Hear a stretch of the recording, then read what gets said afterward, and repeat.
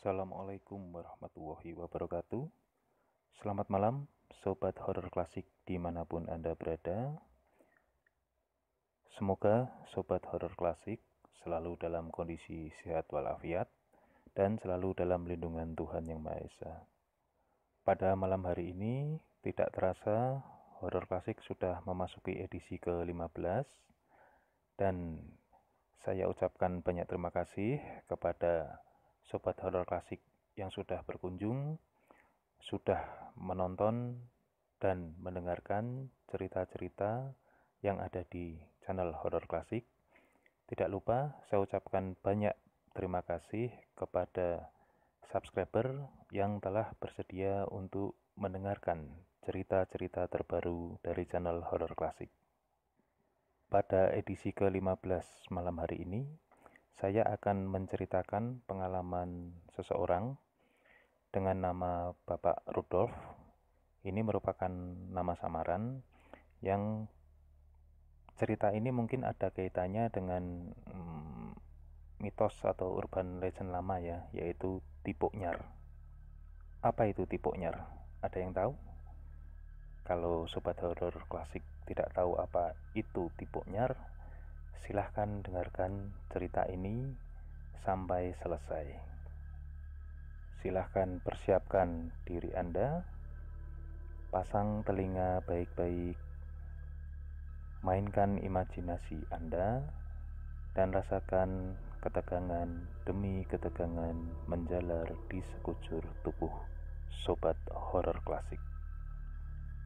Tahun 1982, Pak Rudolf merupakan seorang pegawai di sebuah BUMN.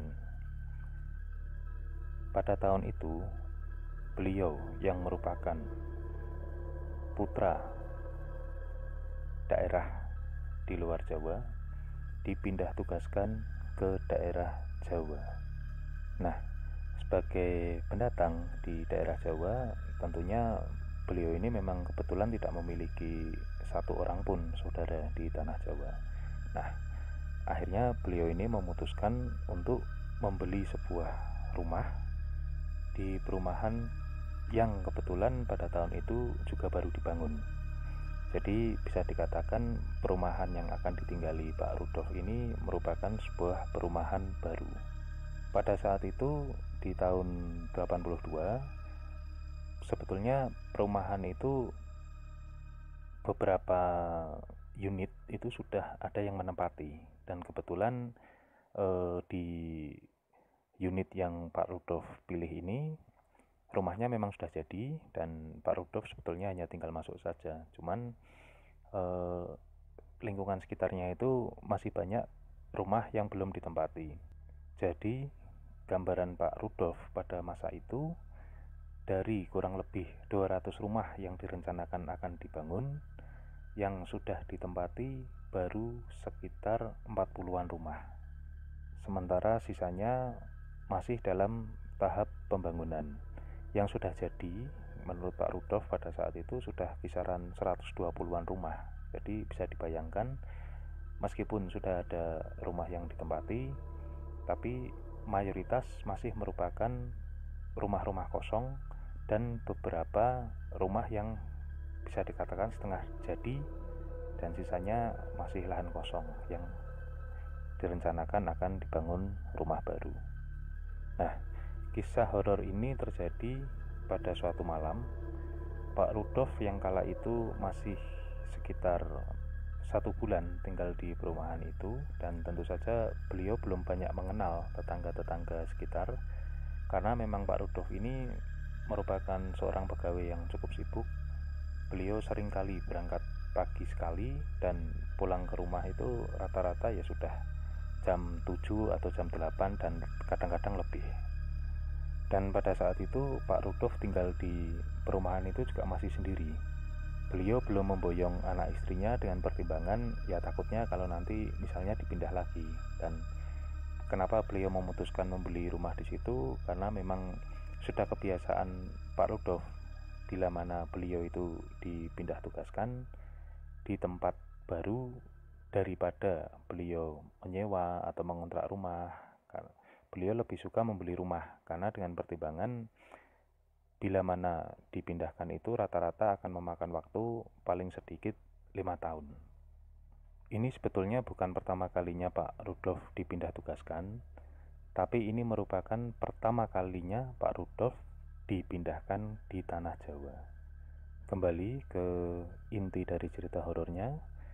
Jadi suatu malam ketika Pak Rudolf pulang kerja, dan kebetulan Pak Rudolf ini kondisinya lapar ya, tapi waktu itu beliau berpikir bahwa beliau akan pulang terlebih dahulu, mandi, dan kemudian akan keluar lagi untuk mencari makan malam. Tidak disangka setelah beliau memasuki kompleks perumahan dan hendak menuju ke rumahnya, dari kejauhan beliau melihat seorang penjual sate pikulan yang tengah duduk di atas kursi kecil, kalau orang Jawa nyebutnya dingklik, sambil membakar sate. Nah tentunya Pak Rudolf ya senang, wah lumayan, tidak perlu keluar lagi, cukup membeli sate di situ, nanti bisa dimakan di rumah. Itu yang ada di pikiran Pak Rudolf pada saat itu. Akhirnya Pak Rudolf berhenti, menghentikan sepeda motornya, dan kemudian turun dan memesan sate kepada penjual sate tersebut. Posisi Pak Rudolf pada saat berhenti itu di depan rumah yang sudah jadi tapi masih kosong, dan di seberang Pak Rudolf itu ada 2 rumah yang sudah ditempati. Bisa dilihat dari adanya penerangan di rumah tersebut, dan ada sepeda motor terparkir di depan rumah tersebut. Waktu itu menurut Pak Rudolf belum terlalu malam ya, masih jam 8 malam, tapi sekali lagi mengingat itu perumahan baru dan mayoritas orang lebih memilih di dalam rumah, jadi memang kondisi perumahan itu sangat sepi di malam itu. Sambil menunggu pesanannya dibuat, Pak Rudolf ini melihat ke sosok penjual sate ini ya, karena ya baru pertama kali beliau melihat sosok penjual sate ini. Nah, ciri dari penjual sate ini menurut Pak Rudolf pada malam itu, si bapak penjual sate ini itu menggunakan pakaian serba hitam. Jadi baju atasan hitam, celana antara 3/4 hitam, seperti kolor ya, semua kain gitu, dan menggunakan topi caping. Tidak ada pikiran macam-macam tentunya di benak Pak Rudolf. Hanya saja memang pada saat itu karena Pak Rudolf posisinya berdiri, beliau tidak bisa melihat wajah dari penjual sate itu. Tapi ada satu hal yang membuat Pak Rudolf sedikit heran. Jadi si kakek penjual sate ini, kata Pak Rudolf, membakar sate dengan jumlah yang sangat banyak. Jadi sampai istilahnya alat yang untuk membakar atau garangan kalau orang Jawa menyebutnya itu terisi penuh dengan sate, mulai dari ujung sampai ke ujung itu penuh dengan sate. Nah, sambil menunggu ya Pak Rudolf mencoba berbahasa basi, bertanya ke bapak penjual sate itu, wah banyak sekali Pak pesanannya. Tapi anehnya setelah Pak Rudolf mengatakan hal tersebut, bapak penjual sate itu tidak menjawab pertanyaan Pak Rudolf dan hanya mengeluarkan kata-kata tiponyar.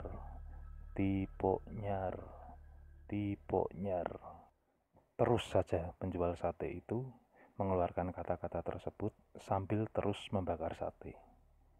Nah, Pak Rudolf ini karena bukan orang Jawa ya, beliau nggak ngerti ini orang ngomong apa gitu kan. Nah, beliau pikir si bapak penjual sate ini mengatakan sesuatu dalam bahasa Jawa yang beliau tidak ketahui, atau waktu itu Pak Rudolf berpikir ini mungkin si penjual sate ini dalam tanda kutip memang aneh. Jadi ya sudah, Pak Rudolf akhirnya diam saja menunggu dengan duduk di atas sepeda motornya. Tapi penjual sate itu terus saja mengatakan kata-kata seperti itu, tiponyar. Dan anehnya lagi, Pak Rudolf merasakan bahwa beliau itu sudah menunggu pesanannya dibuat itu kurang lebih setengah jam, tapi kok tidak jadi-jadi pesanannya. Dan selama itu pula si penjual sate itu terus-menerus mengeluarkan kata-kata seperti itu. Karena mungkin Pak Rudolf tidak sabar, beliau ini akhirnya mendekati kembali si bapak penjual sate dan kemudian berjongkok di depan bapak penjual sate yang sedang mengipasi satenya itu, mengipasi terus-terusan. Jadi ya beliau tidak melakukan aktivitas lain, si penjual sate itu, selain mengipasi satenya terus-terusan.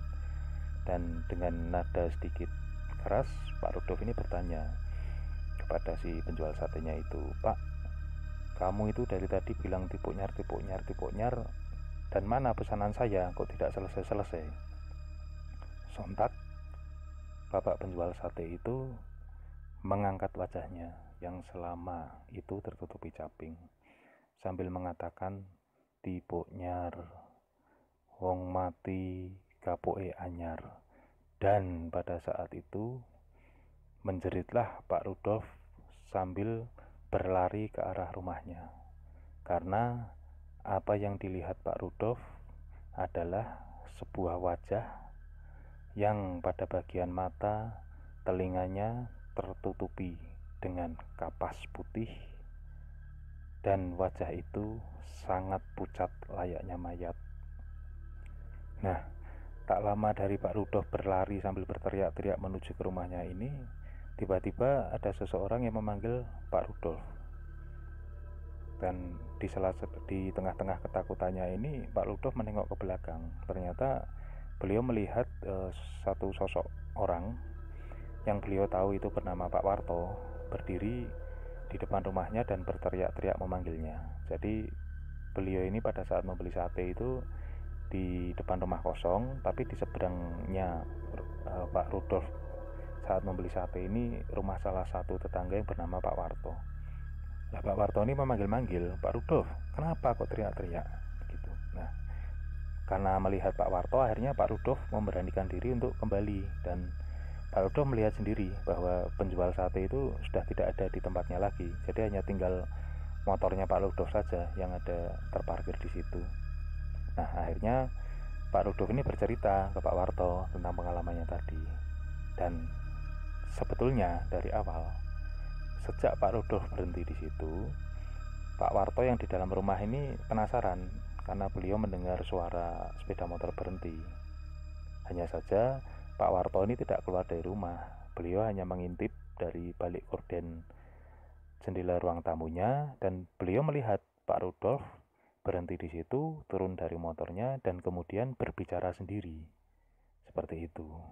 Nah, Pak Warto ya sempat heran sebetulnya, ini Pak Rudolf kenapa, tapi karena kondisinya waktu itu ya Pak Rudolf memilih untuk Pak Warto ini memilih untuk memperhatikan Pak Rudolf saja dari dalam rumahnya, diintip dari jendela, hingga akhirnya Pak Warto ini melihat Pak Rudolf berlari-lari sambil berteriak ketakutan. Nah, akhirnya Pak Warto ini menjelaskan kepada Pak Rudolf bahwa apa tadi yang dilihat merupakan sosok penampakan yang biasanya menggambarkan perwujudan dari orang yang baru saja meninggal. Lah, sementara tipuk nyar sendiri itu merupakan idiom atau singkatan dari ti mati, puk itu kapuk, nyar itu anyar. Jadi bahasa gampangnya ya orang yang barusan mati kapuknya anyar atau kapuknya baru, seperti itu. Nah, akhirnya ya Pak Rudolf baru tahu ya, karena memang beliau bukan orang Jawa ya, jadi beliau memang tidak tahu istilah tipuk nyar itu apa. Dan beliau juga bercerita ke Pak Warto bahwa ya seumur-umur di tanah Jawa baru pertama kali mengalami seperti itu, apalagi memang beliau belum lama, baru kurang lebih 1 bulan bertempat di daerah Jawa itu. Jadi ya waktu itu Pak Warto menghibur Pak Rudolf dengan mengatakan, ya sudahlah Pak Rudolf, anggap saja itu sambutan dari dedemit ya, istilahnya dedemit tanah Jawa, tidak apa-apa. Ya, itu tadi salah satu pengalaman dari Pak Rudolf yang terjadi di tahun 1982 Mohon maaf, saya memang tidak bisa menyebutkan nama perumahannya karena ini menyangkut apa ya, privasi atau nama baik dari perumahan. Ya meskipun sebetulnya kejadian itu hanya terjadi satu kali itu saja, hanya menimpa Pak Rudolf, dan selanjutnya memang tidak ada kejadian-kejadian seperti semacam itu lagi di perumahan tersebut. Baik, Sobat Horor Klasik, ada yang pernah mengalami cerita semacam itu? Atau mungkin ada yang pernah mendengar cerita semacam itu dari orang tua mungkin, atau dari saudara, terutama yang lebih-lebih tua ya. Kalau di zaman sekarang mungkin sudah sangat jarang kita dengar, bahkan mungkin di zaman sekarang sangat jarang sekali orang mendengar istilah tipok nyar itu. Nah, itu tadi sedikit cerita yang mungkin bisa menambah pengetahuan dan eh, ya terutama pengetahuan ya tentang kisah horor lama atau horor klasik seperti itu. Baik Sobat Horor Klasik, dimanapun Anda berada, itu cerita yang bisa saya ceritakan pada malam hari ini di channel Horor Klasik. Bagi yang tadi mungkin pernah mengalami cerita serupa atau memiliki cerita horor lainnya, bisa menuliskan di kolom komentar. Bila Sobat Horor Klasik bersedia ceritanya diceritakan pada channel Horor Klasik, bisa mengirimkan ceritanya melalui email yang terdapat di deskripsi. Terima kasih kepada seluruh Sobat Horor Klasik yang telah mendengarkan cerita ini. Semoga Sobat Horor Klasik selalu dalam kondisi sehat walafiat dan selalu dalam lindungan Tuhan Yang Maha Esa. Wassalamualaikum warahmatullahi wabarakatuh.